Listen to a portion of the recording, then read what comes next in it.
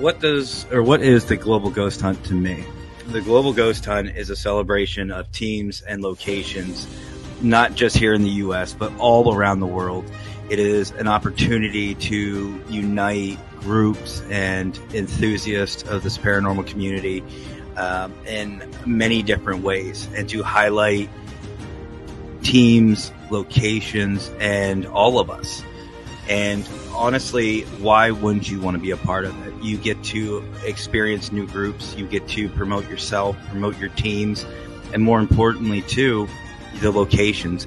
A lot of our locations are being forgotten.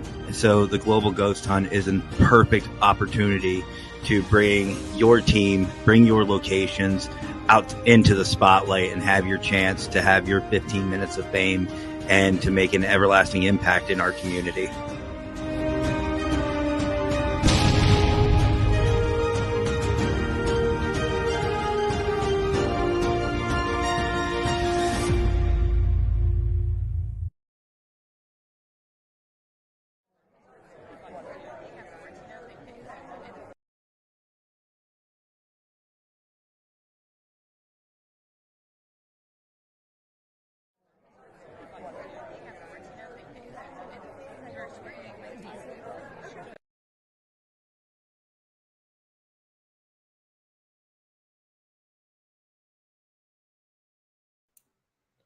Hey everybody, I can't get my intro to play, so we will just go ahead and start the show. My cousin Vicky will be in here in a little. My cousin Shasta will be in here a little bit with me and Vicky, and we will try to get a interview and see some stories that she has collected over the years, and a lot of experiences that she had, and we will see how far it'll go. Hey there, Nikki.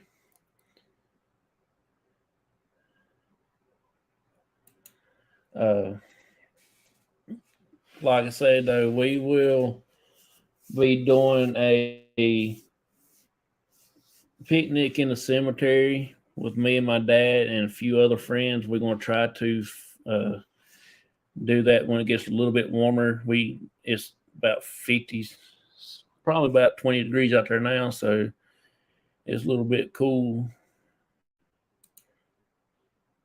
Hey there, Sean.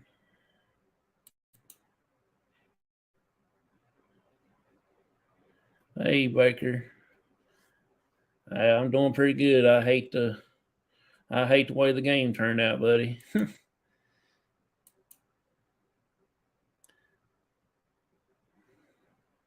said hi, boy. I don't know why my computer is got a little delay, but everybody, y'all welcome Vicky. She is waiting patiently in the backstage, and my cousin will be on here in a little bit. I hope. She hadn't sent me a message yet. She says she'll try her best. If not, that'll be okay. She's feeling a little under the weather right now, so everybody just pray for her and all that. So everybody welcome Vicky.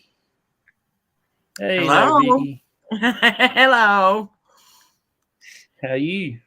I'm just fine. Just trying to stay warm. Staying inside to stay warm. Let's put it that way. Yeah.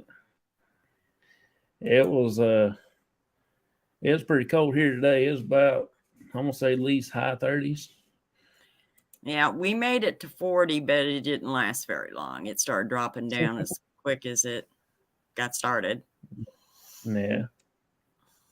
So tell us a little bit about yourself and how you got started in the paranormal. Well, as far as being in the paranormal, I think I always have been. I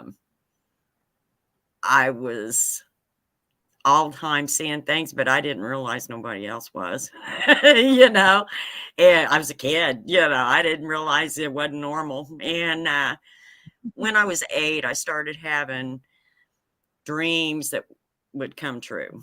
And it was just dealing with kid stuff and family stuff and things like that. And it came to my mom's attention, and she had me talk to her mom, and I was informed that I was a dreamer. And that's when I realized I was different. Okay, a little different, let's just put it that way. But I've always, I've had stuff, seen glimpses of stuff, questioned stuff, heard things off and on. And when I was about 11 or 12, I came to the realization that I later on discovered that I was an empath, but I came to the realization that I was feeling other people's emotions. And of all places, I realized that in a McDonald's after church one night. And I just started putting with what I was around. I was in a really good mood. When I went into McDonald's, I started feeling all this different stuff. And I realized there was a couple fighting over here, and there was a couple of men in a physical fight behind me. And then there was an elderly woman, and I was feeling all of this stuff. And I was like, what is going on? I was in a good mood. And, when you're that young, you're just kind of, what the heck, question if you ain't crazy or something, But I kind of realized what was happening, that I was feeling what other people was feeling. And I didn't really know what it was called. When I got up, I'm going to say in my 20s, I realized it was called an empath. He was empathic.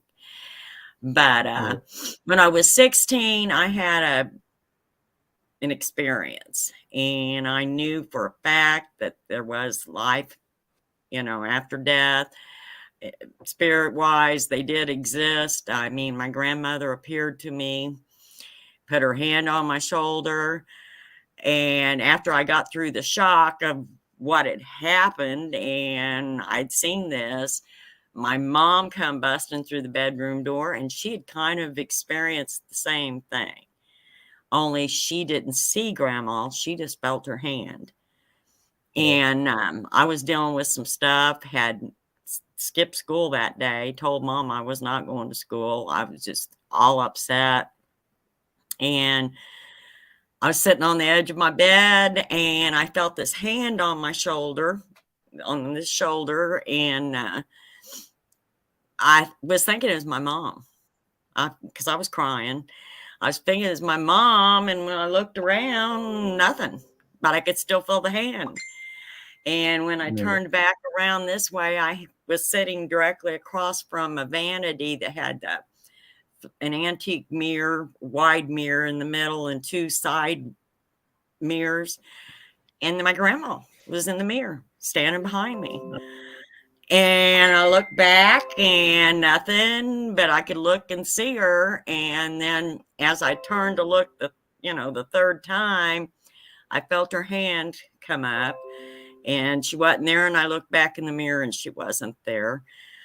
But I immediately, within 3 weeks, I was like, okay, I'm doing an investigation. And I started going to places that I had seen stuff, but was like, nah, but when that happened, it was like, okay, that validated for me, and it gave me my push, And my first investigation consisted of a flashlight and a cassette tape recorder. And we're talking 1976 is when this happened. So, and I've just dealt with stuff off and on throughout my life up until 2006. My older son wanted me to, he said he'd help me, and we founded Abyss Paranormal. And we went strong for almost 6 years, and then we kind of had life happen to us, and my dad had a major heart attack and stuff, and we kind of took a hiatus. We all kept in touch, though, kept up with each other. And then my dad passed in 2020, and I was like, you know what? I want to get this group back together. And I made like 2 phone calls, and next thing I know, everybody was here, and here we are again. We're going strong again. So, but that's good. that's kind of how, I kind of just kind of eased into it. But I've always been interested in the paranormal and stuff. So all my life. I bet you've seen a whole lot too, haven't you? I have, and I've seen a lot, not realizing I was seeing a lot, and then later on I was like, I forgot all about that. I'd remember something, and from years before.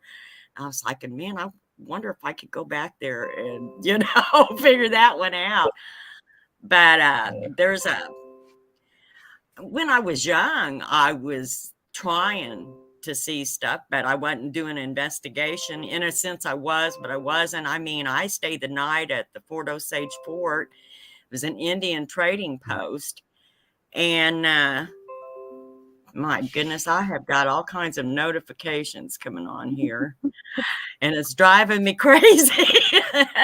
But no, I stayed the night there, and the caretakers, it was a couple, and she was a cook at an elementary school. It's in Sibley, Missouri, and it's the original. It's Clark of Lewis and Clark built it. And it was the trading post, Osage Indians. It was right on the Missouri River. And I went and stayed the night there. There was a place called Vale Mansion. They do ghost tours there now. And I had the opportunity to stay the night there when I was about 13. And I stayed the night there. And that's the first place I can say that I heard someone say something. And I knew it had to have been a spirit, because there was absolutely no one there.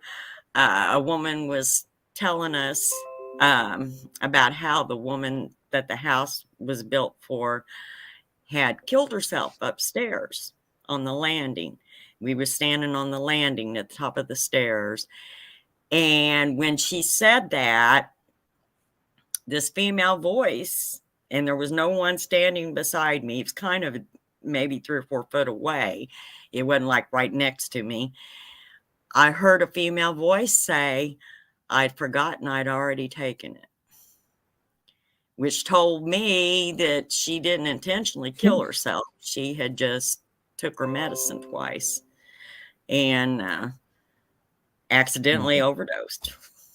But yeah, that house has a lot of history in it. But I've seen, things like, I've seen spirits of animals that I used to have. There was an elderly man that had a white, I believe he was a Labrador. His name was Sarge, and he was kind of the neighborhood dog. And when the dog got hit by a car, we'd go to the bus stop and get off the bus of an evening or afternoon, and the dog would be there, and he'd walk down the street with us kids and that kind of stuff.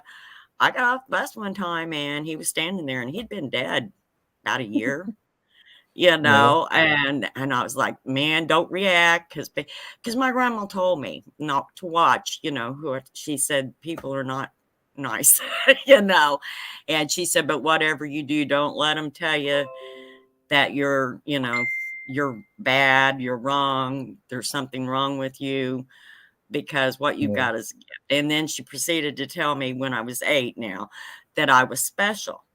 So that was the trick. That was good. I was special. So, but yeah, no, I off and on, I have seen stuff all my life. And in investigations, we have managed to pick up things and been surprised at some of the stuff. I do, we do, especially if it's an outside investigation, I'll go and walk the land over and look for any dangerous situations and stuff. And there's been times that I'll go back and I'll look at the pics, because I'll take pictures while I'm there. And I have found spirits in the pictures in the afternoon and not even really investigating, just kind of getting the lay of the land.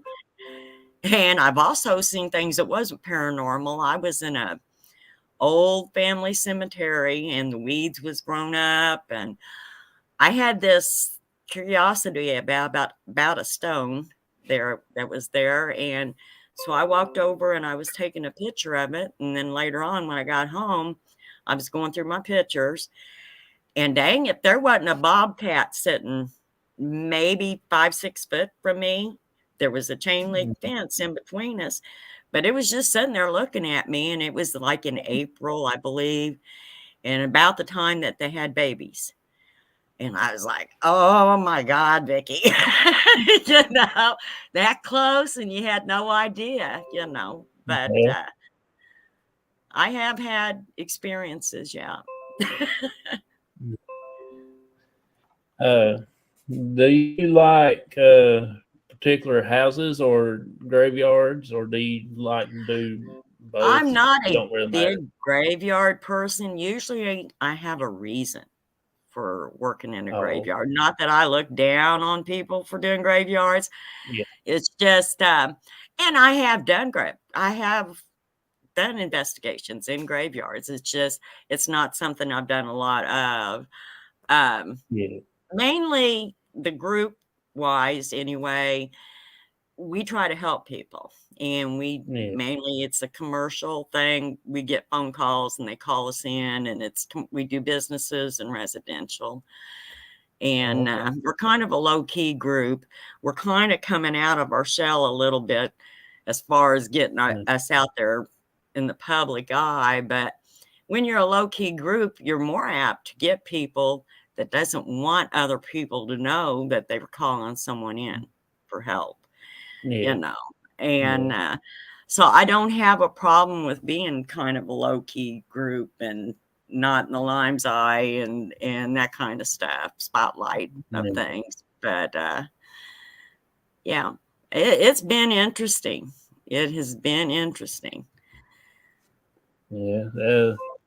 So I mean, how many people do you have in the group? I mean, Right now we have 8. hey, Back in like 2010 and 2011, we had 12. yeah, But 2 of us was soldiers at Fort Leonard Wood, which I told you about Fort Leonard Wood. yeah, And they were transferred out to California. And that dropped us down to 10. And then one of us she really didn't investigate with us as much as she worked with the group. And I would teach classes and we'd have meetings in her store. yeah, And but her husband was military. He retired and they moved to Florida. And then another one, she basically is retired. I honestly have not talked to her in a very long time. She was doing a lot of traveling. And what I mean by yeah, traveling, she's going to other countries and would mhm, be gone for a couple months at a time. And but we've got 8 right now. And right now it's a good number. We kind of yeah, rotate around, and we do have lives outside the group.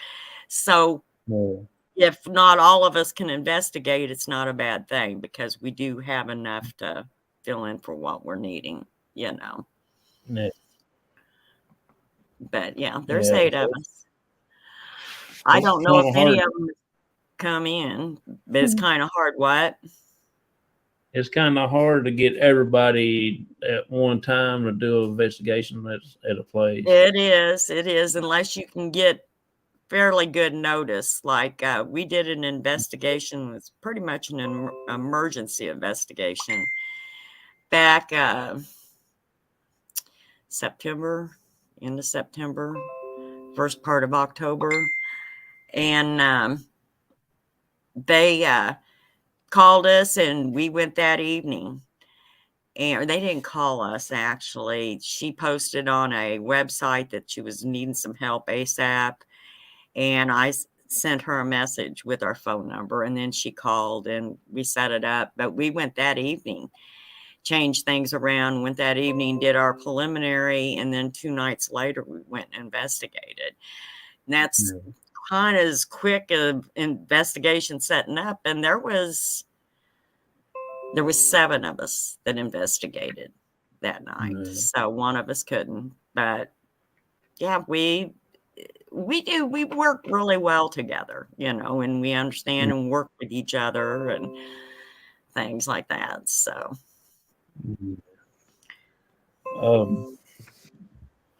what's your favorite piece of equipment that you take if you didn't have nothing else? okay, I think I'm going to have to say a voice recorder. I'm not only trying to find something, but I want some kind of proof of validation that I found something, So I'd have to say a voice recorder on something like that. I mean, I guess I could say my phone because I have a camera and I could record with it, but I think voice recorder would be better. And a flashlight if it's dark. Yeah, we're getting ready to do the clinic again this coming up Saturday. About that. It's a really, really crazy place to go to. I mean, we always end up with something there. It's not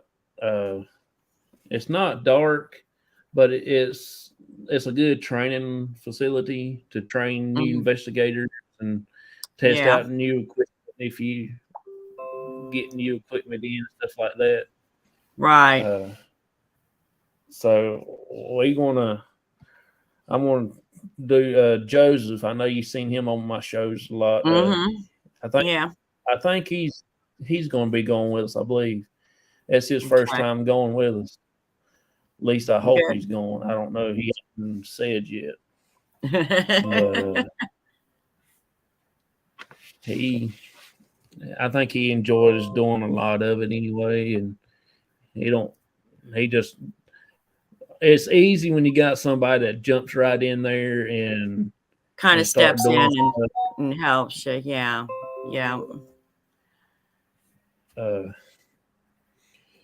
So have you ever thought about traveling and doing any kind of paranormal in different states, or just around? I have done a little kind of on my own as the group.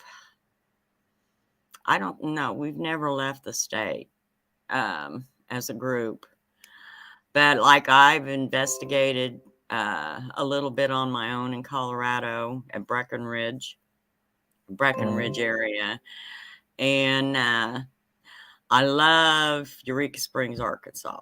I have been down there several times. Now, have you heard of the Crescent Hotel down there in Eureka Springs? Okay, I have investigated there 4 times.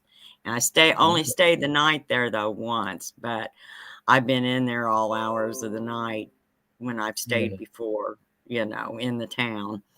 And very interesting. Very interesting there.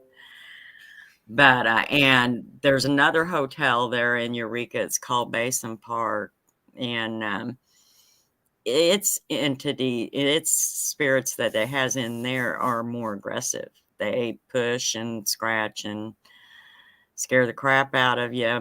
It's a lot of residual at Crescent is what you get. A lot of residual stuff there at Crescent. But my grandmother was from Alton, Illinois, and believe it or not, I've never been there. But Alton, Illinois is supposed to be the most haunted town in the United States because the whole town is haunted. Yeah. But I when I go somewhere and stuff, I always have some form of stuff to be able to investigate. I'm always looking, But yeah. What kind of stuff you use for protection when you go to a location like that? Well, I have always now physical protection. I do carry a taser. A lot of people don't know that, but I do. We had an investigation back in June, and I seriously considered taking a 9mm with me that I had, but I didn't. But I seriously considered doing it Now that's physical protection. Now, as far as, protection, I do carry crystals. Everybody in the group, we're diverse. We're not all Christian. We have Wiccan members and things. And I tell everybody, you pretty much do your own thing. You get yourself, do what you need to do to prepare, And when we investigate, we walk in with pretty much a blank slate. We don't know names. Only thing I do ask the people is if there's anything we need to be concerned about. And if so, if there's been any aggression, I want to know what it was. And things like that. As far as knowing the history, I don't like to do that up front. I wait until after the investigation. And that way we go in with a clean slate and we don't already have names in our minds, and things. And it really has helped out for me and the group. We all agree on it. We don't want to do research or anything before we do an investigation. But yeah, as far as protection, I do carry crystals. See, I do work rods. We've got a pendulum that we work, and this is outside of our scientific equipment. Things like that. Everybody has their own, I don't know what to call it, their own process that they undertake before we do an investigation. And I have always, if I have ever questioned whether I needed to go in or whatever, I will not go in until I'm satisfied that it's right for me to go in and investigate. And that doesn't happen very often. I've had it happen a couple of times, but not very often. Have you ever did like any insane asylums or sanatoriums and stuff like that? Group wise, no. The group hasn't. I have been in 2 abandoned asylums. Now, years and years ago, once again, here is when I was younger, I wasn't actually investigating, but there is a place in Liberty, Missouri. Now, I was raised in Independence, Missouri. And you go over a bridge and you're right in Liberty, Missouri. And there is now what used to be an orphanage. It was Odd Fellows Club. Freemasons were in there. But now the property sold and there's a winery in there. And I can't even think of the name of it.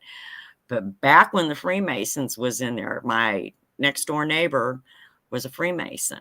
And I was young. I met him when I was like 4 years old. And him and my dad were close. And many, many times I was in there and creepy. And they, had it all lit up. And it was still creepy, I'm telling you. It was. There was stuff there. You could feel it. There was a lot of buildings and it wasn't being used. A lot of it wasn't being used. And you could just feel it was a lot of heaviness and things in there.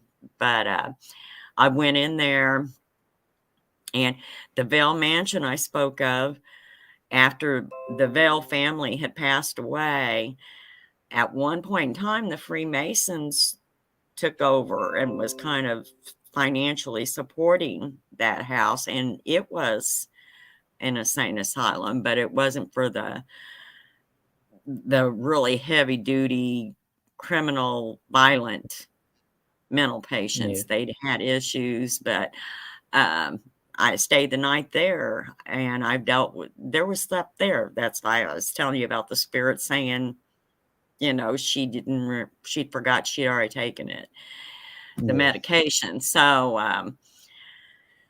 and there was a place here in the town I live in, and I managed to walk up in there because it was old and abandoned. And I got up in there, and there was some people up in there, and it was adult people older than me. I believe they were homeless, and pretty much I left. And it wasn't too long after that the city came in and dozed it down because they found a lot of drug activity going on in it. Yeah. But as far as insane asylums, that's about what has been done. But as far as the group, we have not. Now, I can't remember if we have a couple in the group, and it seems like one time they talked about, but I don't think they went to one. They just talked about wanting to go to one. Yeah. So, have you ever took like an animal or thought about taking an animal or anything? I never really thought about taking one. At one time, I had a cat that I could tell was very, very open and sensitive to what was around it. Yeah. She lived to be 21 years old, and she just passed away 3 years ago, 2 years ago, something like that. But I've never thought about taking a dog or anything, Yeah. I don't know. Maybe it'd be something I would think about later on if it aroused. Right now, I have an English bulldog, and I think the only thing she'd be good about is wanting to lay down and, but, Yeah.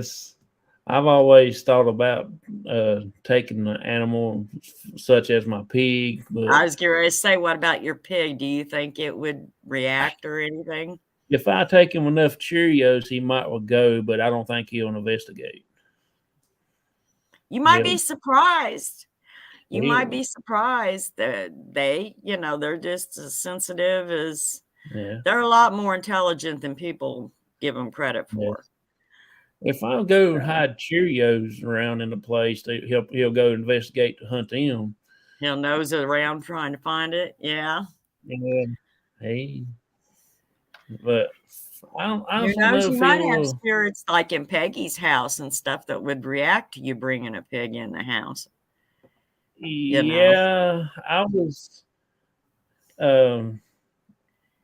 Peggy's house. That last time we was there was kind of crazy.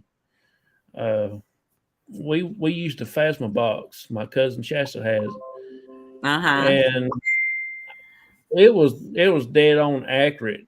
It gave us the physical address to the place.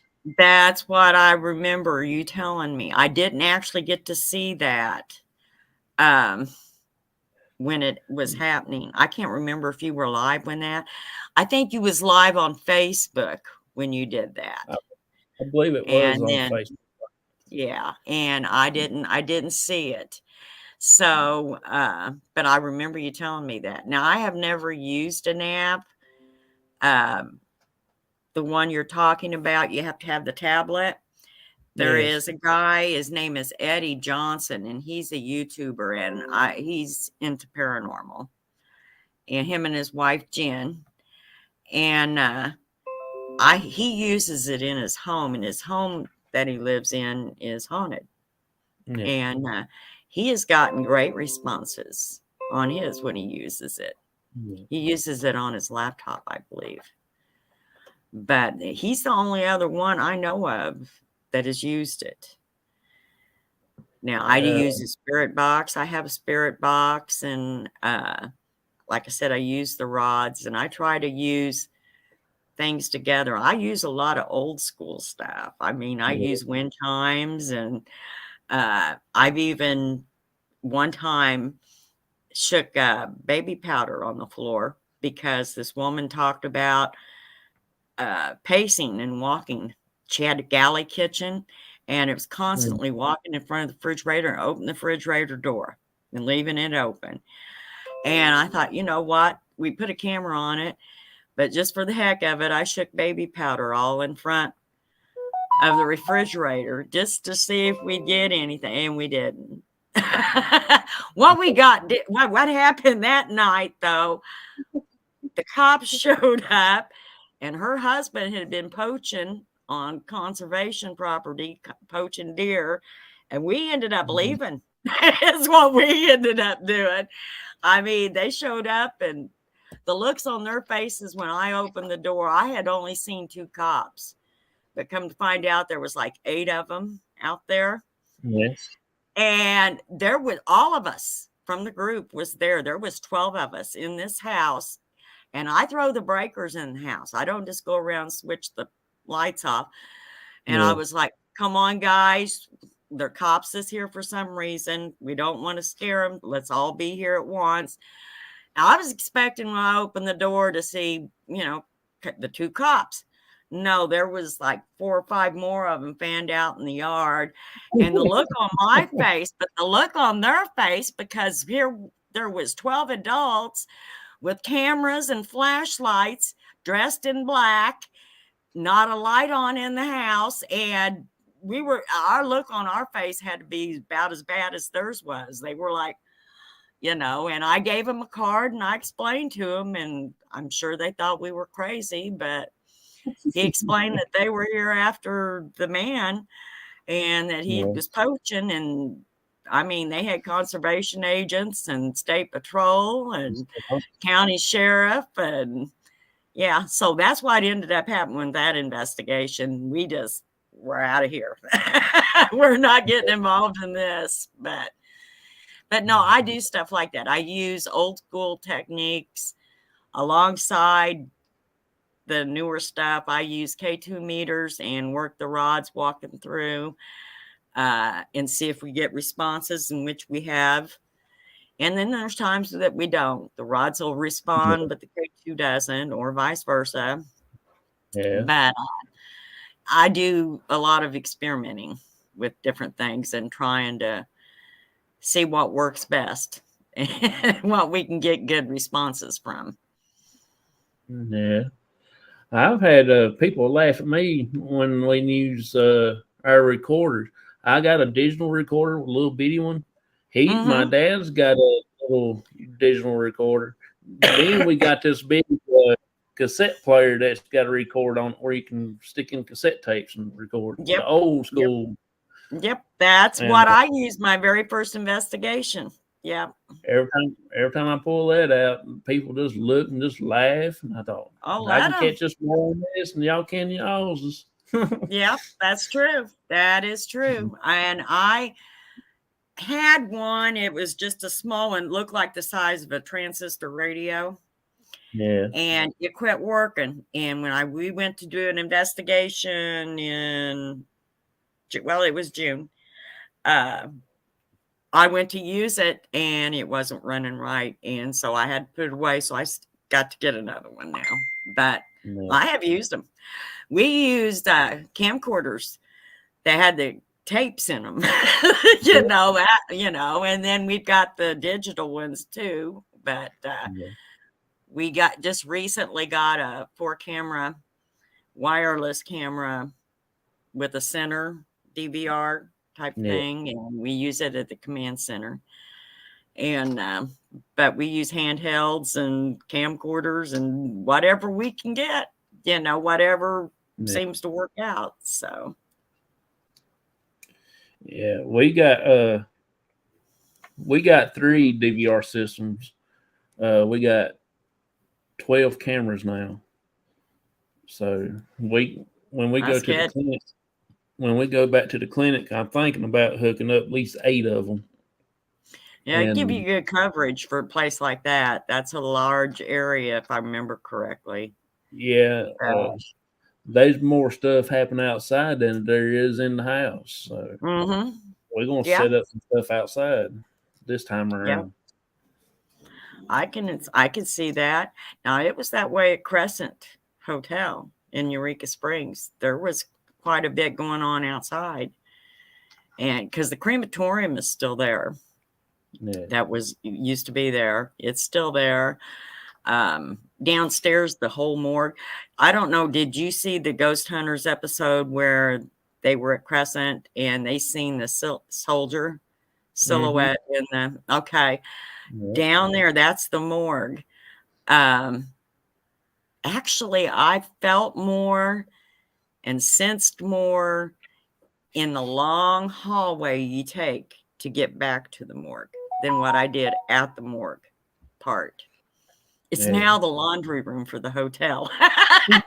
but no, outside you can get quite a bit.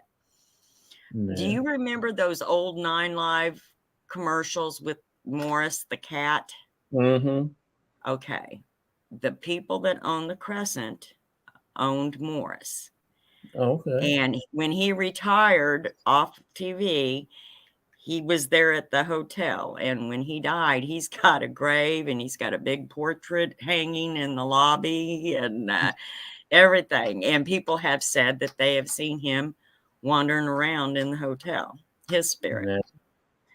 But yeah, no, you can catch stuff. You can go in and try to catch all kinds of stuff and won't get a thing. Go outside and bam, there's stuff there. Yeah. But it sounds like with 12 cameras, you should be able to cover a good area, get good coverage of it.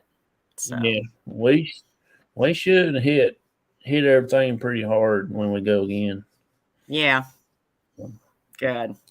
That's my goal. I just don't know how.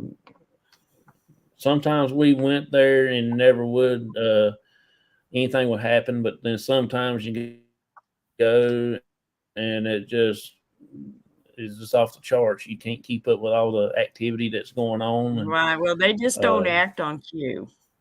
They just won't act on cue. You wish they would. You wish they would, but they just don't. Yeah. I've had people tell me, oh my gosh, every time you turn around, there's something going on in my house. And I go there and sit for 2 or 3 hours and nothing. Just nothing. Just my son, his name is Jesse. He is the co-founder of Abyss. And he swears up and down that spirits are afraid of him. He just doesn't have anyone mess with him. He doesn't, he can't even get pictures sometimes of anything. And he says, they're afraid of me. And I said, I could see that. But, that's, so, I mean, how did your son get into it? me. What? Me. Oh, really? My kids, I have 4 kids. All 4 of them has heard stories. I grew up with paranormal stories from my grandmother, the one that was born in Alton, and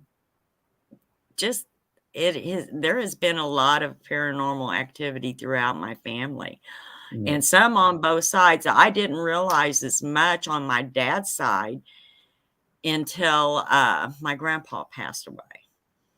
And it was like I started learning more from my grandma. She started talking about it more. I think maybe my grandpa would just tell her he didn't want to hear it, that type of thing.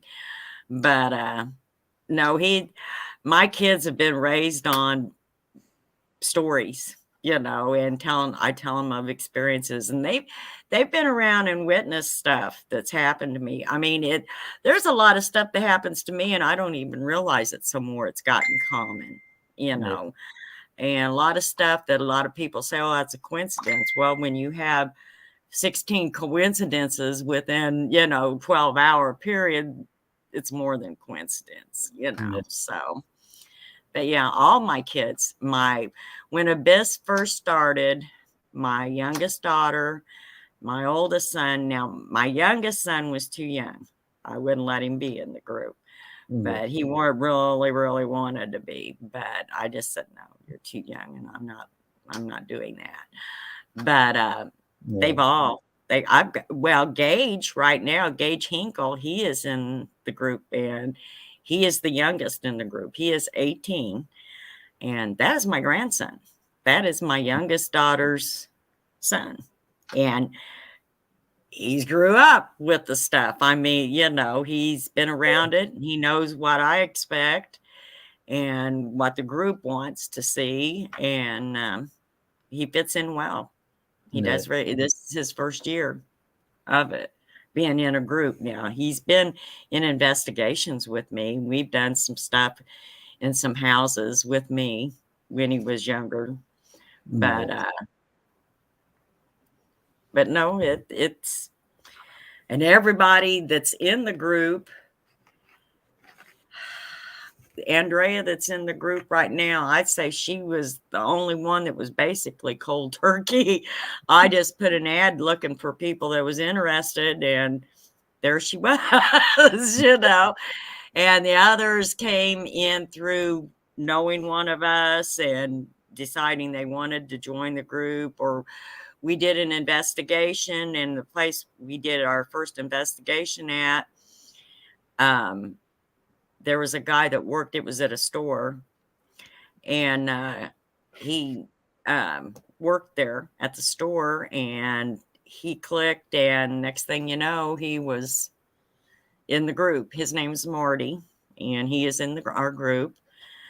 So we all come together, and like I said, we took a hiatus, and I mean, I made a phone call, and within, bam, everybody was like, yeah, okay, let's do this, you know, and we were back. So. That's good night there, Dwayne. Glad you stopped by, buddy. Night, Dwayne. I'm sorry I ain't talking to anybody in chat, but it's kind of, I've got these stupid notifications, and I'm trying to figure out how to shut them off, but it's not working. I about forgot about the chat. I was just interested in your stories there. And okay, you see right under Shaw, Dina, Shaw Woman, it says Andrea Grono. Yeah. That is Andrea from the group. And she's what I just told you about that showed up cold turkey. You know, that's her. She's from Abyss. So. Okay.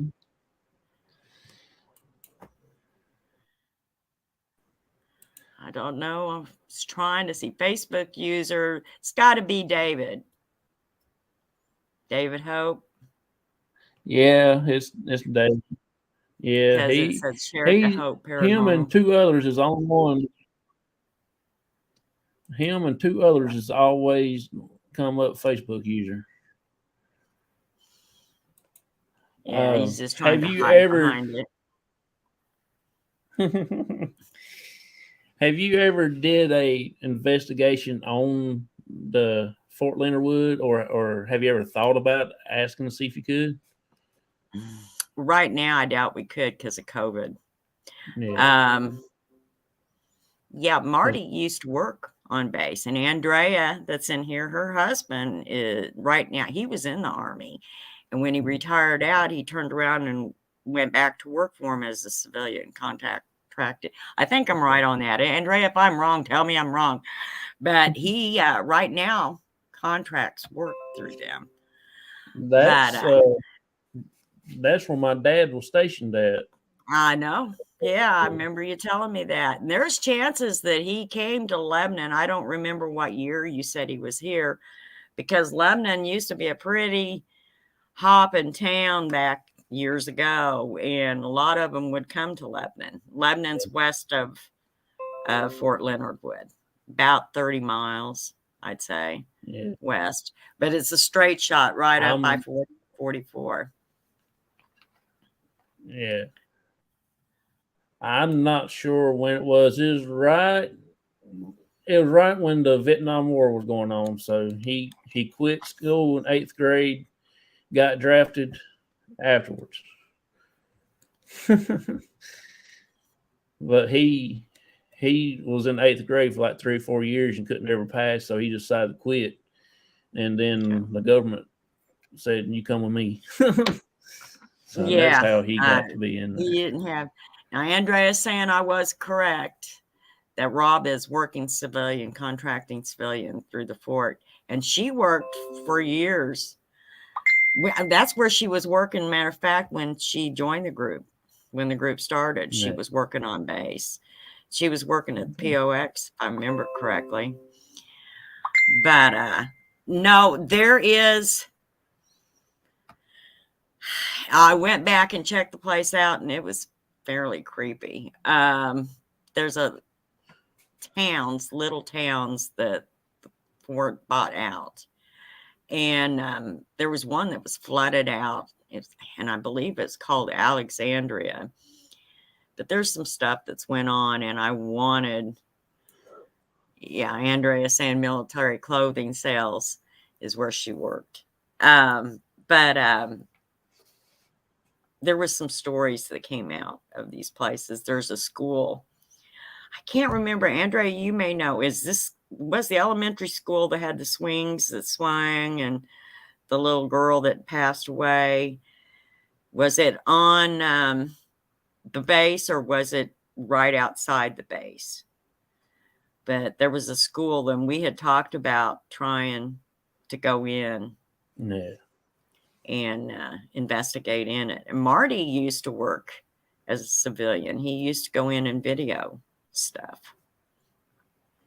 for the Army. She said it was on base, I guess. It was on the base. Okay. I couldn't remember. I was thinking it was towards the back, the south side of the base. I was just thinking is where it was at. Says, hey, buddy, I have to get some sleep, but Sean, I appreciate it, buddy. Thank you for stopping by.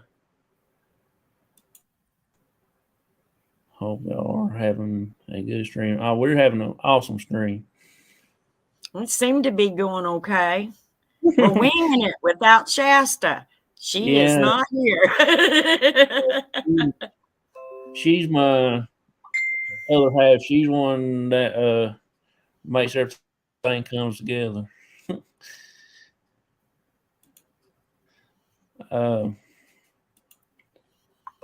I was going to say something. I done draw the blank now what I was going to say. You was asking if the last question was if I had done any investigating on base. Yeah. They kind of have regulations there too. You can only stay there so long and that kind of stuff. So I know down here, at Fort Bragg, where the base here where I live at, one of my buddies that lived there, he did an investigation of his place where he stayed at on base, and it was haunted, he said. What?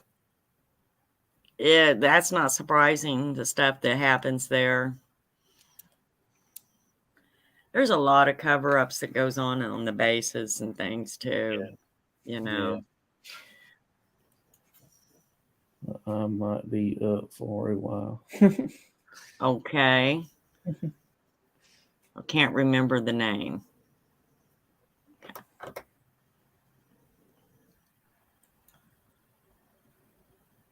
She's saying it's haunted all down there. Okay.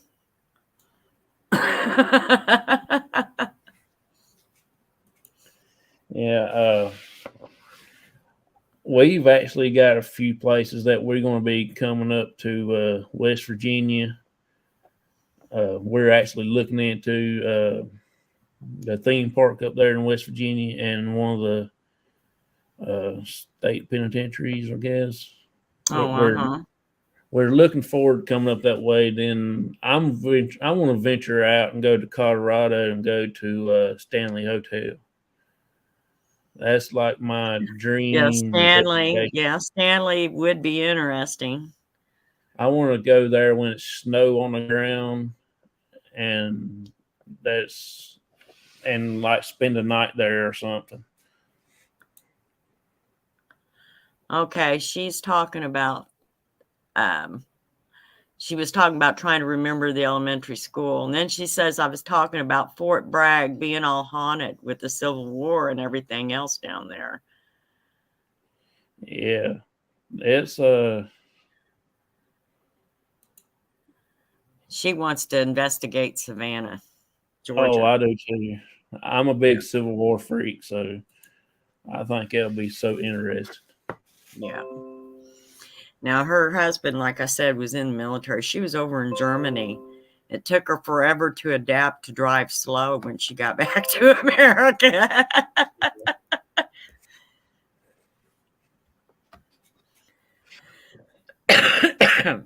Well, I'm going to take a quick break right quick so I can get something to drink, and we'll come back and we should finish up around about 10:45. Okay.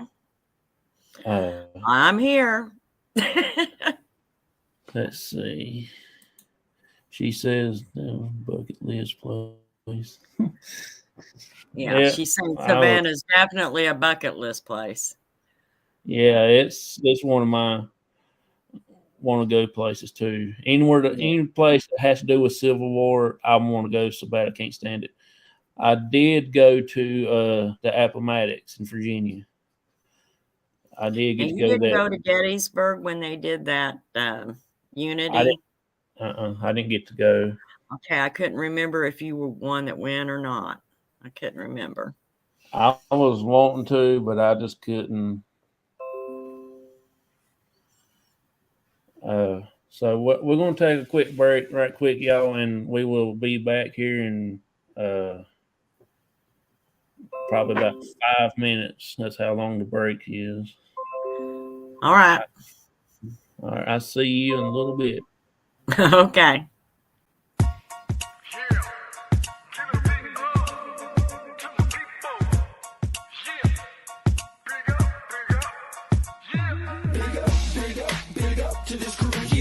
Keep it positive, you know how we do. Big up to this crew. From day one till it's done, do or die, me and you. Big up to this crew. Yeah, we like to keep it positive, you know how we do. Big up to this crew. Got props non-stop and mad love for you. Rising up like the moon, elevating the mood, uplifting attitudes, cause that's what we choose to do. And I don't know about you, but there's enough negativity going around with plenty room to improve. Yeah, sometimes we collide with stress and negativity. We always let it slide. It's an elevated vibe, so fly.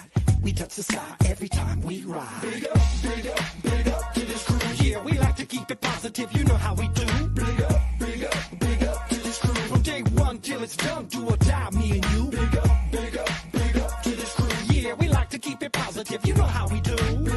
Big up to this crew. Got props non-stop and mad love for you. Now roll back time. Tell me what you find. You're gonna see the same sucker MCs on the sidelines. In the fourth quarter when it's do or die time. That's when this crew is inclined to go prime time. From day one straight till it's done. But you all know full well that we only just begun. Yeah. We stick together, one for all for one. When it gets heavy, no we don't cut and run.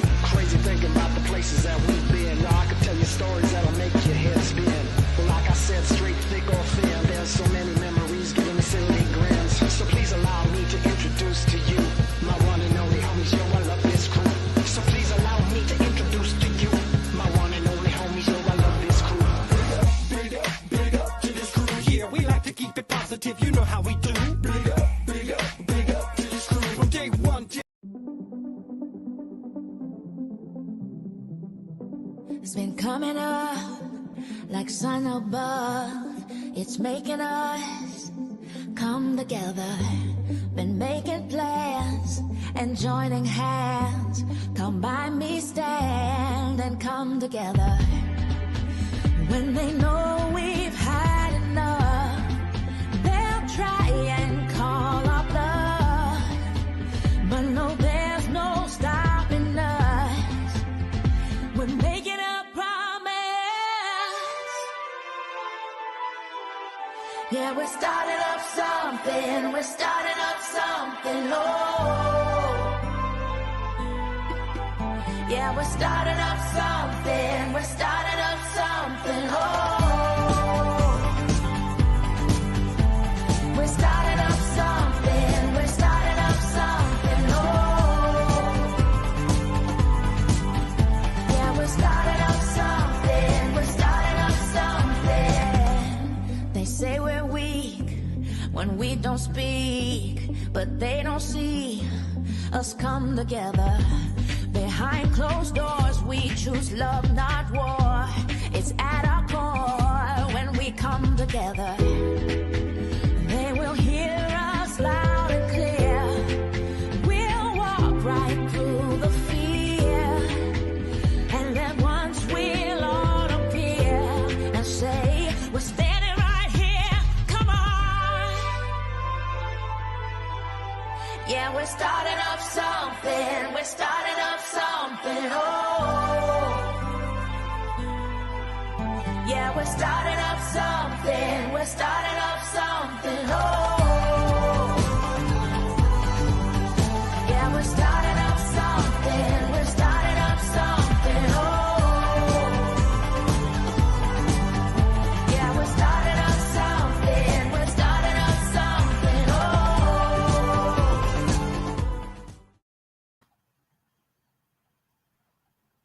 Okay, everybody, we're back.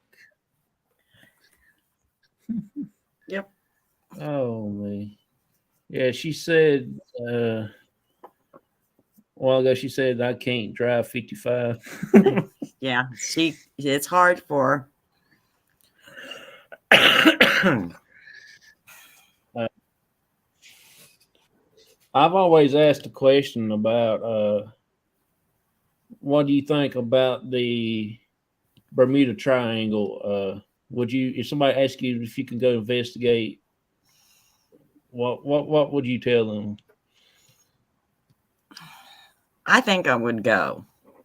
Don't know how Yeah. for sure, but what means of transportation I would take. Let's put it that way. Yeah. And I can't guarantee you how long I'd stay either. Yeah. It just kind of depends, on it. Yeah. But yeah, I think I would. I think I would if I had the Yeah. opportunity. I would like to go at least try to see what I can find, and things Yeah. like Yeah. Yeah. Now if I got there and all of a sudden I didn't want to be there, I'd leave. Yeah. I'd tell you that right now. Now, it wouldn't be one of them things where you have to drop me off in it and I had to stay until they decide to come back and get me. That would not work. Okay. But as far as going and trying to check the place out, I do it. Yeah. Yeah. I think I would. Yeah. What is the most unique place that you've been to Oh, investigate? good Lord. Everything's got their own stuff. I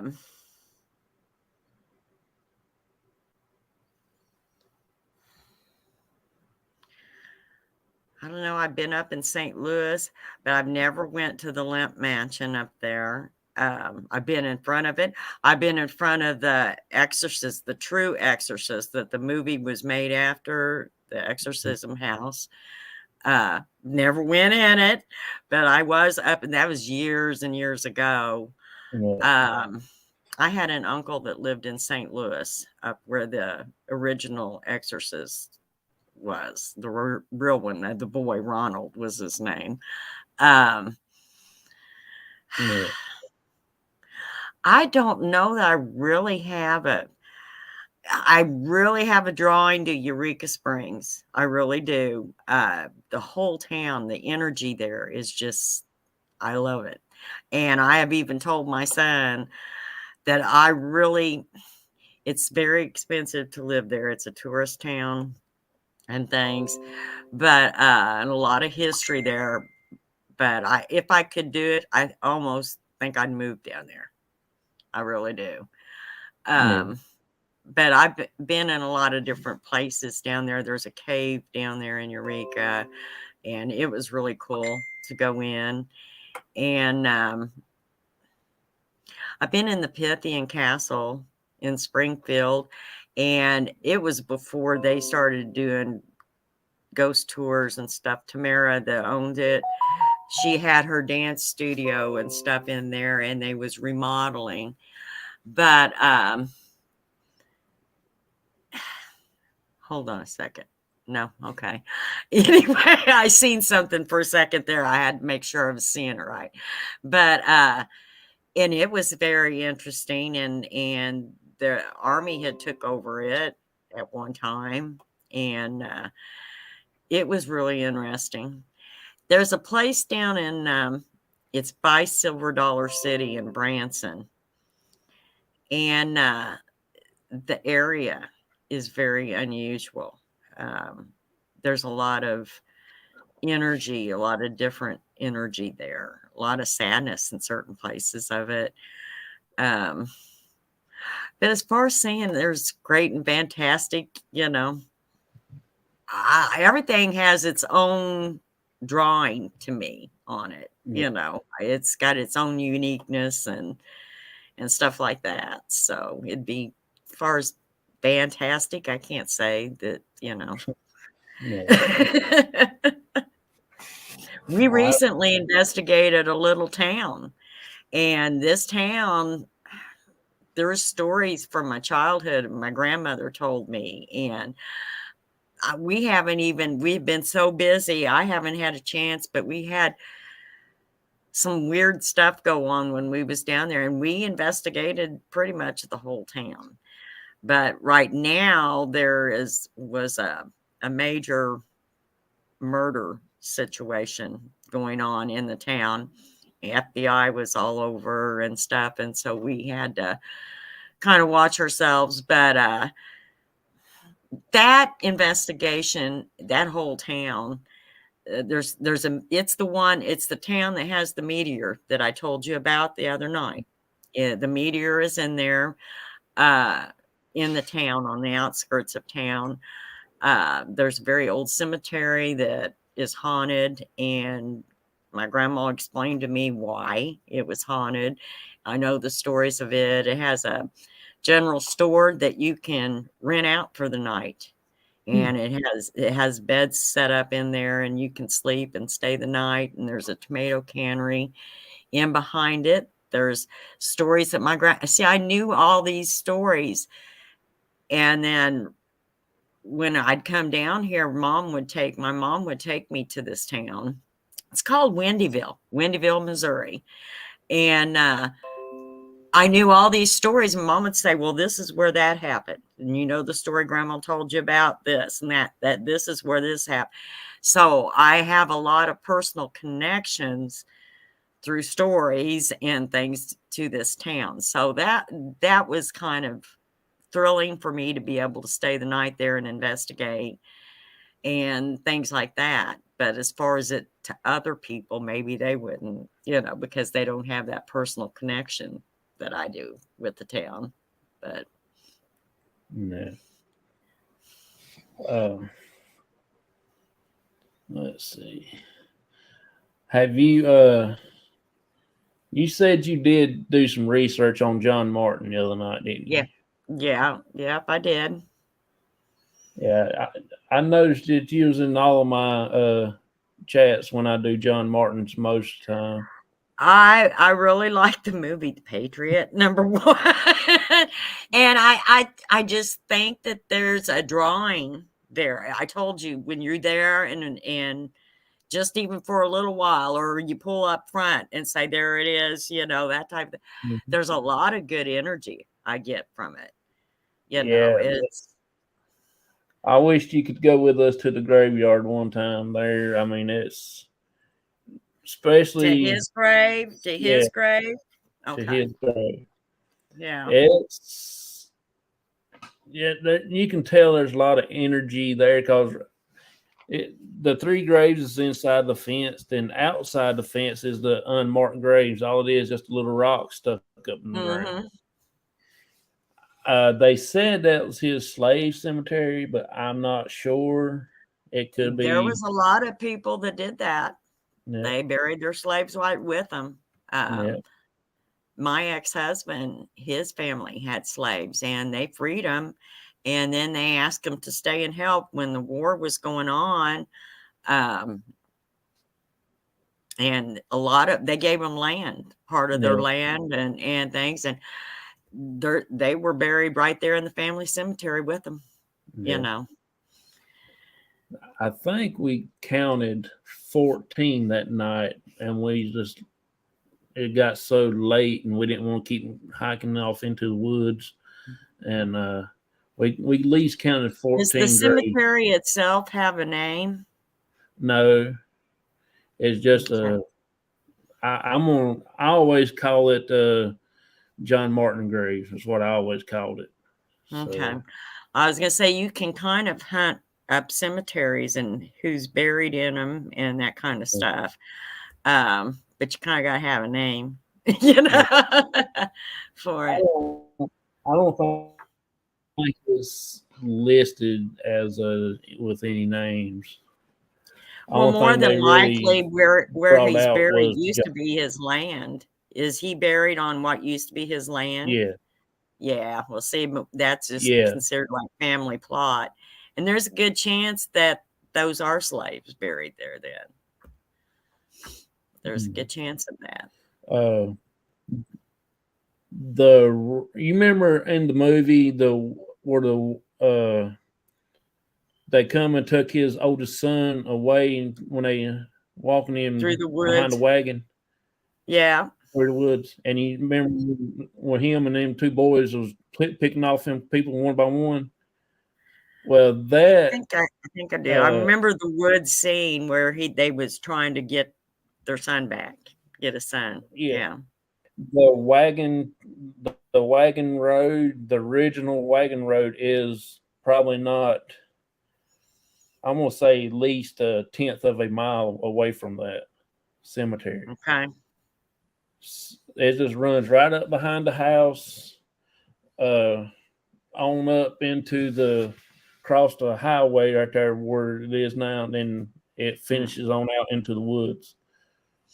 I think when I was looking him up and trying to find what I could find out on him, and I was trying to find another picture of that house of when Yeah. it was first built or back when it was all there. Yeah. Said something about, didn't he have 700 acres or something like that there at one time? Yeah, I think. it was a big chunk of land where he had. Yeah. Yeah. See, they built the house 1740 something, I think it was, or 50 something, and all of his kids was born in that house. Mm-hmm. And he had one child that died. Yeah, if I remember right. He was young when he died. Remember which one it was that was really young. Mm-hmm. I can't remember it. But yeah, I started looking up the other day just to see if I could find a picture, and the only way I think, from what I understood, I mean, the Historic Society and everything was showing the same pictures, you know, so there was nothing different. But maybe a family descendant might have something or know how to get a hold of something. And like I said, that one guy his name's Pete Martin. And he is a descendant, and he's done a lot of the family genealogy and history, and he lives in Colorado. I do know that. And I got that through Ancestry. Yeah. That's where I got that through. I'm wondering if any of them still lives around here anywhere, around in North Carolina. I don't know.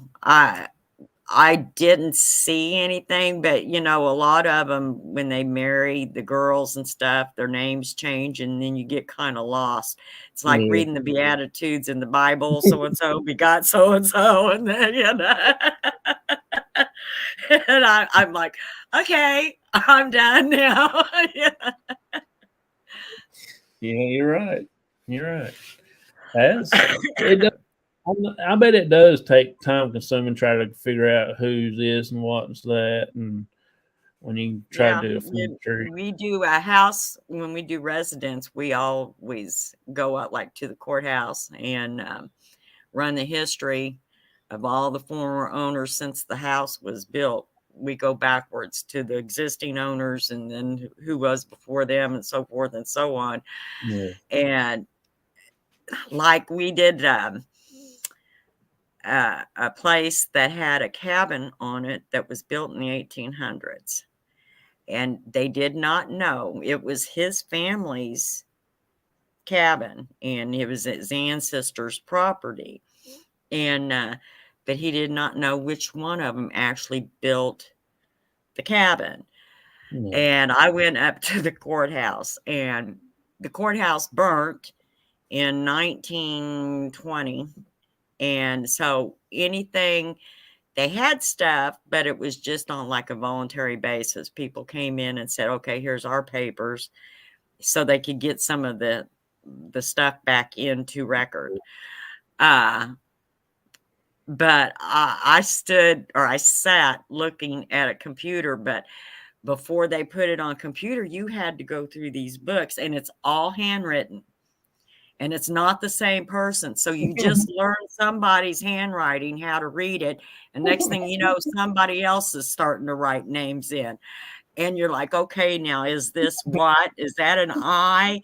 You know, and you're just like, oh, I sat for 3 hours running the history of this cabin and never did get a positive note of when. I had an idea of when it was built, but I wasn't positive on it because it had changed different family members, and then they had lotted it out. It started out, I think it was started out as 300 acres. Yeah. And this guy has 10 acres of it where the cabin was built. And over the years, it had been sold. Parts of it had been sold and things. And I just 3 hours of it, and I was like, you know what? I'm not seeing it. You know, you're on your own. I gave you some suggestions. Yeah. You know, you can go to the Historic Society, and I contacted them, and a woman was going around and I had somebody. I didn't tell them why I was wanting to know. I said we was trying to find out who built the log cabin at such and such place, and they came back and they said, go to talk to one of the relatives lives on it. Go talk to him. They should know. And I'm like, they're the ones that's wanting me to find out for them. You know? But the research part, it's interesting sometimes. I mean, you run into names, and just like I ran into a name when I was researching this cabin that my great aunt at one time was living there, but it was a short period. I think they only lived there not even a year, because you could see where it changed. Her and her husband had changed and sold it, and I don't know what the deal was, and I was like, seriously? You know. But I do have a large family. My dad was one of 12 kids, and my mom was one of 18 kids. So I do have a large family. Yeah. I do have a large family, so it doesn't surprise me when my kids started getting into school and we moved back down here. I literally told him I was very serious. You start liking somebody at school, you do a family history, because you might be related. And believe it or not, she did meet a cousin that, you know, she was related to, and it was like, okay, so much for that one. You know, you can be friends, but that's it. But 18 kids. I can't. That's a that grandma is the one that has the paranormal history. She was Quaker. Oh, really? Yes, she was Quaker, and she was born in Alton, Illinois. I think I told you that she was Quaker when you was talking about working the Quaker cemetery. Oh, okay. And she was shunned when she was 14 because she was a dreamer, and she started telling people to things they needed to do because something was going to happen. And of course, they didn't take to that. They thought that she had sinned and was bringing in evil. And she was shunned when she was 14, but she had 18 kids. Yeah.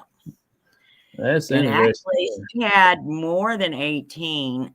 She had a set of twins that passed away at birth. So she actually had 20 kids altogether. But yeah. That's crazy. That's crazy. Yep, it is. Speaking of the Quakers, now that's interesting there, because we've been doing this Quaker cemetery here where I live at about, I think we did 3 times so far. I like just walking out through there and looking at the old graves, reading the dates on them and stuff like that. And some of them you couldn't because they just being nothing Just down. wore down. Yeah, Yeah. just wore down. Yeah. And you can't make out what's on them and stuff like that. Their beliefs was very interesting. They were very strict and very judgmental people, though. They would judge, they were very hard on other people or outsiders, or you know what I mean. Yeah. Yeah, I've done a little bit of research on the Quakers' beliefs and stuff. Mm-hmm. That's interesting there. I'm gonna have to dig a little more research myself into that, and I'm gonna try to do the history on that cemetery over here and see how old it actually is and see what the old schoolhouse, because it used to have a school and a church all the same thing back in the 1700s. And Well, I can see that. I'm gonna try. I'm gonna try to do it because actually there was like 5 people got shot. 2 of them actually died because they didn't want to go fight in the Civil War. Right. And I've done a little bit on it, but I hadn't really done a whole lot. So I'm gonna try to go and look it up and yeah, find some more stuff on it and everything. Oh yeah, you can find it now. If you go to your historic society, they can really, or of the county wherever this is at, they'd be apt to really give you some stories that that goes along with it. I mean, not just the history, but they may know independent stories, or they may be able to put you in contact with some descendants of people, Yeah. That's what I might do. I might do that next weekend if it ain't raining or something there, and go over and take some pictures and look them up at the Historical Society and check to see if they can do that then. There's usually people at the Historic Society now. I don't know about where you're at, but here, historic societies usually keep a lot of their information or books and things like that in the library. Yeah. And if you just contact them, call them up and say, look, this is what I'm trying to find out, and give them 2 or 3 days or whatever, they will do the research themselves for you, a lot of it. And they don't charge you anything for doing it. At least here they don't. They like to be able to help people, and they make connections for you. It's like I told you when I contacted the Historic Society about this cabin, this guy contacted me and he said, just go down there. There's family that's living on there. And I'm like, yeah, right. Okay. But it was good to know, if it hadn't been different situation, it would have been good to find out that, family lived on there. And they gave me a name. If you can't reach them, call this woman. I don't know her phone number, but she would be hard to find. And it was this guy's mom. And I'd already talked to her, and she didn't know for sure. She thought it might have been so-and-so and so-and-so that built the cabin, but she wasn't sure about it. Yeah. That's funny. Yeah. So if you had a chance and go any place in the world that you didn't have, that's already paid for and everything, no expense. Where would you want to go? I have always had a drawing since I was young. I want to say like the 6th grade. I started hearing stories about the Bell Witch. Yeah. And it really intrigued me because Andrew Jackson had went there and he got scared off. He never actually made it down to where she was at. Yes. But I've even had dreams that I was supposed to go down there. I think that would be where I want to do, because I've always said I'm going to go down there. I'm going to Yeah. go down there. So that would probably be it. And then from then on, I would, what's next? That type of thing. But there's always been something about Bell Witch Cave. I'm the same way. We studied it in school also back, it was 5th or 6th grade. And I would like to go and see Tennessee Rave Chasers. They did it one time, investigated the cabin. And one they called Chris, I think, they actually dug a hole and put him in the hole. And he was laying in the hole in the wooden made coffin, and he got all kinds of weird, crazy sounds and stuff. I could imagine. I went on vacation. Let's see, it's been 18, 19 years ago, and ended up in Daniel Boone's farm up here in Missouri. And that man made his own casket and had it underneath bed and did it for years. And he would get it out and lay in it to make sure he's still fit in it. And ended up a neighbor kid burned up in a house fire, I believe is what happened. And the family was poor. They were devastated. They lost everything in this fire. And he ended up taking his casket out and letting the boy use it. And then he built another one.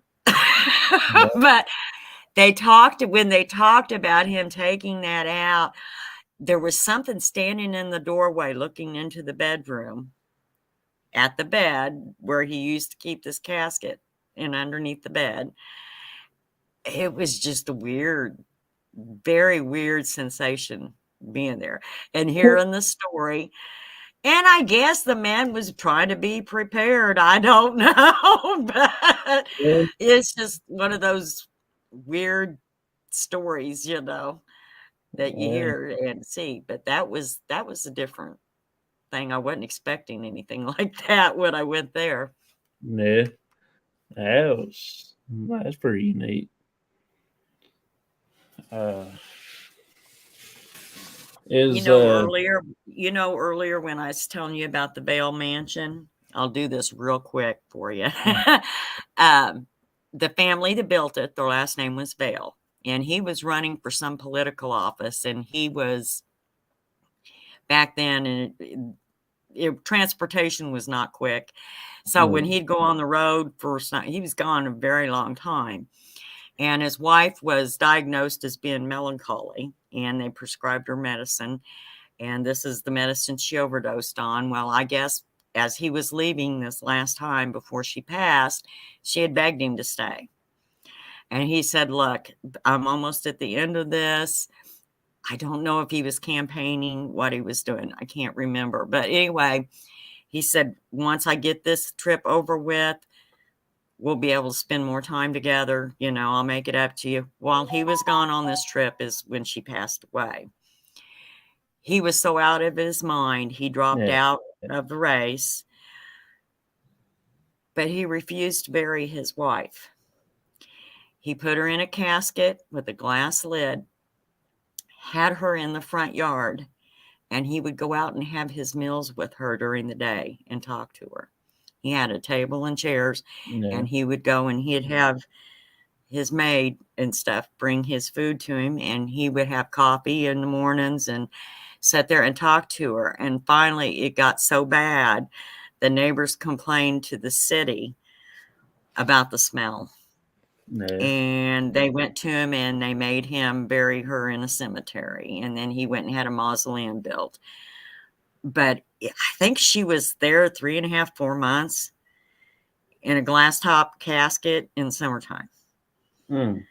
So that was a weird, it's just one of the weird situations. And like I said, I had stayed the night in that house before when I was younger. That's a whole nother weird. Yeah, it is. But he was so distraught because all she wanted was for him to stay and spend time together. He had been gone so much. And that's how he was doing it. He was trying, I guess, to make up for lost time or something. But yeah. That's interesting. Well, I hate for it to come to an end, but I gotta get in bed. I got a lot of stuff I gotta do in the morning. Work tomorrow? Nah, I gotta hang out with my dad tomorrow. Well, you get to hang out with your dad. Let me tell you, you get to hang out with your dad. My dad passed away 2 years ago, and I'd be happy as lark to be able to hang out with my dad. So you get to hang out with your dad. That's how you need to look at it. I gotta hang out with him. We gotta run errands and do stuff. Let's go. Yeah, His name's Pete. Is his name Pete? Yeah. Okay, that's weird because of Pete Martin, me running into Pete Martin's name. It just dawned on me. His name's Pete, too. That's right. Yeah. Okay. Hey, me and him's going to hang out tomorrow evening. Well, tomorrow night, we're going to go and do a cemetery, just me and him. Go to I the might one, go do your my family cemetery where my mom's there. Yeah, we're thinking about doing that you were tomorrow night. saying Just that me you and my got dad. some stuff when you was there the last time. I think I remember you saying that. Yeah, that you had finally I finally investigated my mom's grave plot this past time. Yeah. It's the first time since she passed away in 2016. And I normally go over there but I don't stay no more than 5 seconds because I'm still trying to overcome what happened.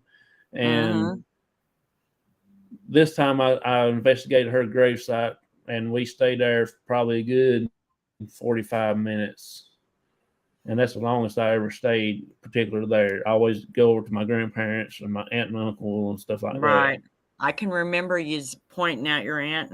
Wasn't your aunt and uncle's grave where you had seen that figure thing or something? You seen something over there by their stone. Yeah. Irene, you was talking to Irene, and Irene told you you're standing by your mom's plot. Yeah. That's where I'm getting the memory of it. Yeah, you talking about it then. Okay. Yeah. That's where let's see. Yeah, that's where my grandma, always my mama's mama, she was telling us a story about the cemetery because when we was little, we used to mow that cemetery. Keep it up. My grandma always told me and my brother a story about back in the older days. They some woman that she had a baby and she didn't want it because it cried all the time. She threw it into the bush there with a hornet's nest in it. Oh. And they say you can go there at nighttime, you can hear a baby crying. I ain't never experienced that yet. But I'm waiting on it. Most states always have a crybaby something, and in Missouri we have a crybaby holler, and we've investigated there several times, and I've gotten some stuff there. Yeah. I've got my first apparition picture there, as a matter of fact. But there's always stories about kids and babies that really gets to me. I have a soft spot for it, tender spot for it. And I'm just, don't embellish it and make it, what it isn't. And I just always treat that kind of stuff with kid gloves. It's heartbreaking.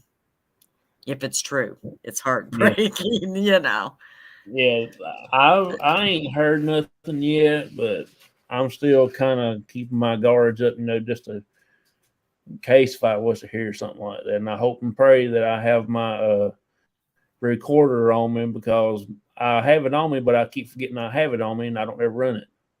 Yeah. it's just like when I have my camera going, I'll keep forgetting plugging my mic in, or keep forgetting cutting it on when I do have it plugged in. So. Yeah, it happens. It happens. I took a bunch of pictures real fast. It was one of those things I really wasn't looking through it. I just pulled the camera up and was snapping pictures, and I was like, dang, they're all black. What the heck went on? And yeah, I had the lens cap on. That's why, you know. And I've been doing it for years. Funny you mentioned that.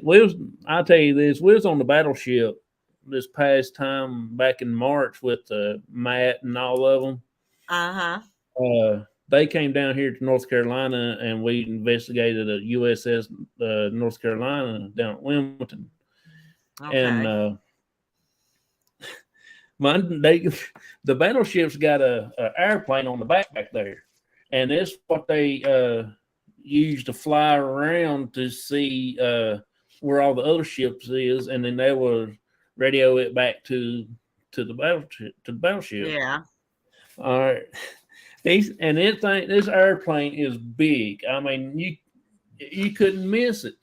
He said I was taking pictures of it, and it wasn't there. He thought he had actually caught something paranormal. He said, I looked up, there it is. He said, well, when I take a picture, it's not there. He said he stood out there at least good 30 to 45 minutes trying to figure out where his picture's going, and he had a lens cap on the whole time. That would do it. Yeah. Yeah. Because I had taken pictures previously, and so then when I went to look at the pictures and I downloaded them, all of a sudden when I got to that one spot, they were just all black, and it was like 4 or 5 of them. And I was like, was something step in front of the camera? Because it was a nighttime investigation outside. Yeah. And I was like, did something step in front of the camera? What is that? You know? And then I realized, oh, you idiot, you had the lens cap. You know, if you have a big investigation and you've got all these hours of photos you got to look at and all these hours of video and audio to listen to, after a while, if it's 2 or 3 o'clock in the morning, you're sitting there doing this type of thing, you can jump the gun on anything. I mean, I have done it. We did an investigation out in the woods of the place where the cabin was. Yeah. And it was like 2 o'clock in the morning, and I couldn't go to sleep. And I thought, okay, I'm going to go and check some stuff out. And I was going through pictures, and all of a sudden there was this white thing, and it was kind of triangle shaped. And it looked like it kind of had a tail that came up. And I was like, what in the heck is that? We're out in the middle of the woods. You know, it's not solid white, and it's hanging. It's there in midair. And Liz, one of the members of the team, I knew she had to have been sitting in a chair not too far to the left of this. And I finally got tired of trying to figure it out, and I threw it into a group chat, and I said, what the heck is this, guys? And then I stepped away, and I went in the restroom and this type of thing, came back in and sat down and looked at it. I'm like, oh my God. Marty had medication he had to take at 12 o'clock at night. So he threw it all in a Walmart bag and he hung this bag up on a tree limb. And that's all it was. But I had for 30 minutes tried to figure out what the heck this thing was, you know. So you do stupid shit. You just do, you know. And then you just have to mark it up for lesson learned, you know. Yeah, I do the same. I still got about, I don't know, 3,000 or 4,000 more hours left on my DVR. I hadn't even really, I went through it, but I ain't sat down and went through it with a fine-tooth comb. Picked through it and set it up.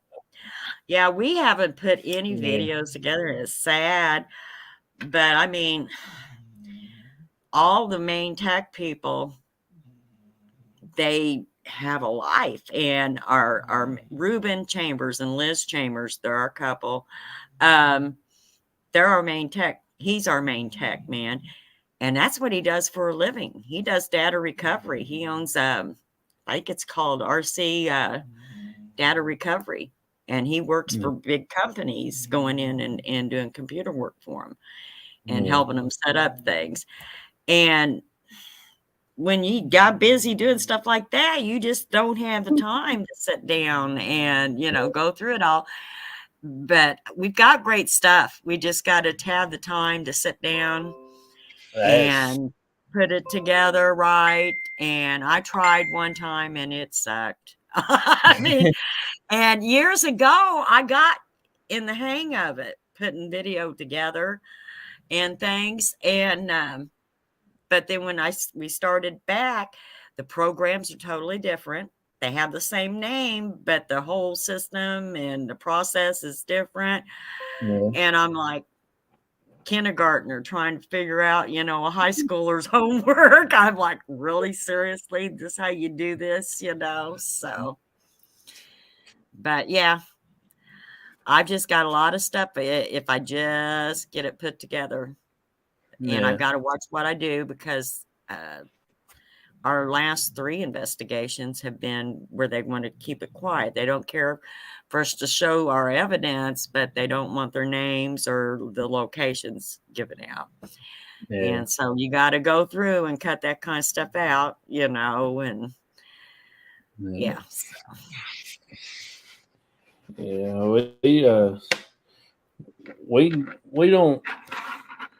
we don't put nothing out that's in private locations like that, like a private house or nothing. We don't even record or do anything except for we record it, but we give it to them. We don't take claims of it. Right. Well, what we do, we go through everything and anything that's considered evidence. We put it now. We used to put it on a DVD, burn it off, but it's so much easier now just to put it on a thumb drive, and we give them all the evidence. And then I will tell them, now look, if you want all these hours of the recording, I'll give it to you, but this is what we found, and you're more than welcome if you want to set for hours and hours, but we always put it back. Reuben, he has a system, and they've got I think it's 2 terabytes of storage. And we just, once we're done separating out what was what, and we do the reveal thumb drive and things, we keep a thumb drive for ourselves, and then all of our evidence is just put back into storage. And that way, if down the road we get called back, we can pull it back and compare, or whatever, if we need to. But yeah, that's a good idea. Which we have been done. Matter of fact, this cabin, they have asked us to come back anytime we want to. You come back. These people, we have done a lot of investigation. I have never investigated for a couple like this. With the cabin, she cooked for us. We investigated 2 nights there, and she cooked for us and baked brownies and had salsa and chips. And then after we were done with the investigation and we did the reveal, they gave us a cooler that had wheels on it, and it was full of pop and ice. And they said that we know you don't take money, but we want you guys to have this. And I've never investigated for people that did stuff like that. I mean, she cooked, and they was tickled to death that we was there, and it was interesting. It was. That sounds pretty cool. I wish we can hook up with some cooks for us. That'd be nice. Well, like I said, I've never had anybody do that before. They really thanked us and stuff like that. But to do something like that, cook and had all kinds of treats and snacks and stuff, and that's interesting. Well, I hate to say goodnight, but I'm gonna have to get going. All righty. I really appreciate you coming on. I enjoyed it. It was really cool. All right. Finally no problem. Yeah. Uh, If I hear any more or find out any more about John Martin and stuff, I'll just send it on to you, the information, and see what you can Okay. find. Okay. all right, that'll be pretty cool. Shaman said a great show, guys.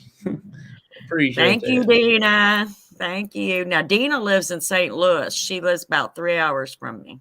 Oh, really? Yeah. Yeah. Shaw woman does. Yeah. That's pretty neat. I appreciate you coming on. I enjoyed it. It's been nice to finally get to meet you. The face to a name, so to speak. Yeah, Yeah.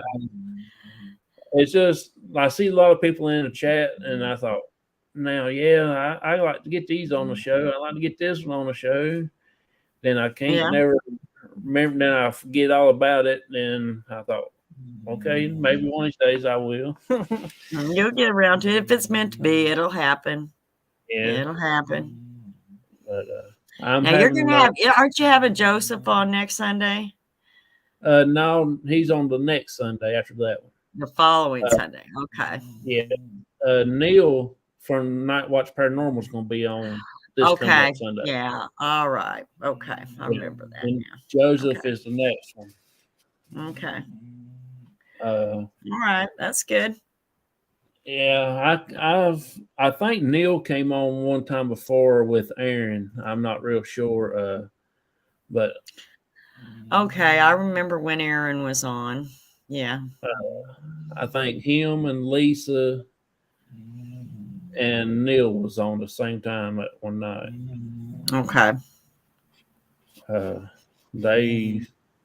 They're real good. Mm-hmm. Okay.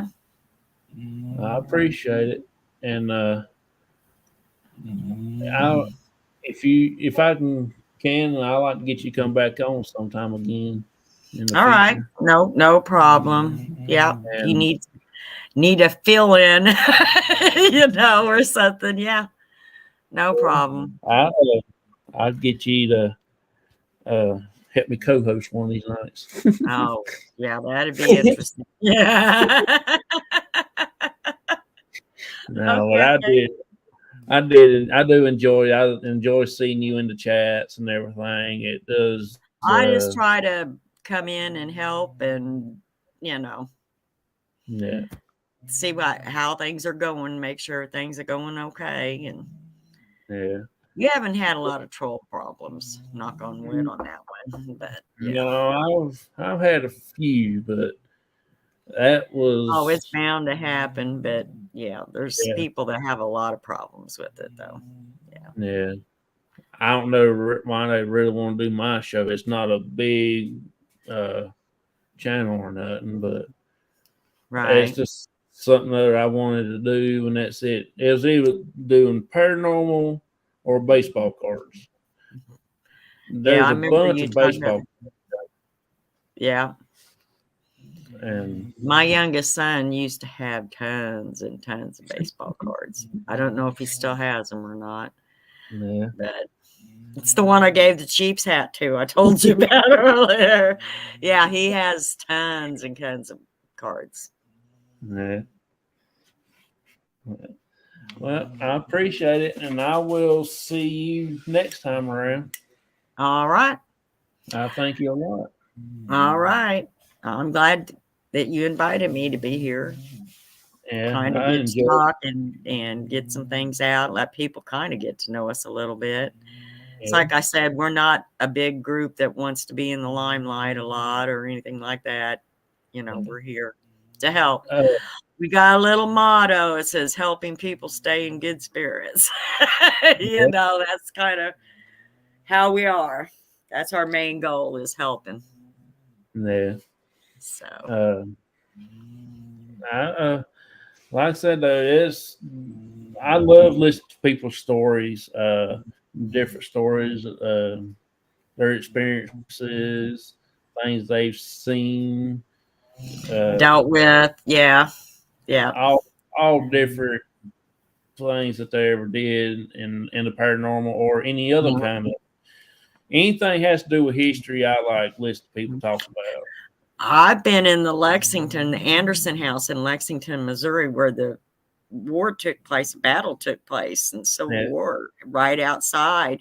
I mean, there's cannons balls up in the inside of the house, stuck in the walls and stuff. I have worked there. I did not work there, but investigated there on my own. My mom loved the place. She'd go down there every time she could, just to walk around in there.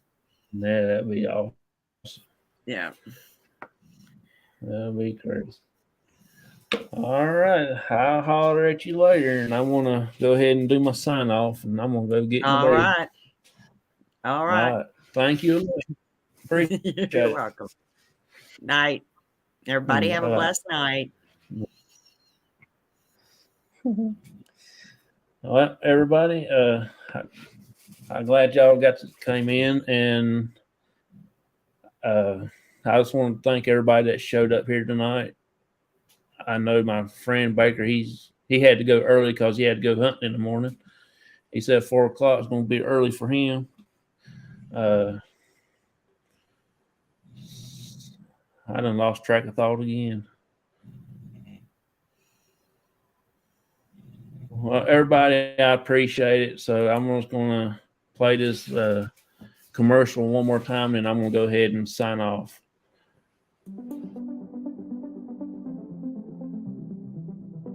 It's been coming up like sun above. It's making us come together. Been making plans and joining hands. Come by me, stand and come together. When they know we've had enough, they'll try and call our bluff. But no, there's no stopping us. We're making a promise. Yeah, we're starting up something. We're starting up something. Oh. Yeah, we're starting up something. We're starting up something. Oh. We're starting up something. We're starting up something. Oh. Yeah, we're starting up something. We're starting up something. They say we're weak when we don't speak, but they don't see us come together. Behind closed doors, we choose love, not war. It's at our core when we come together. They will hear us loud and clear. We'll walk right through the fear.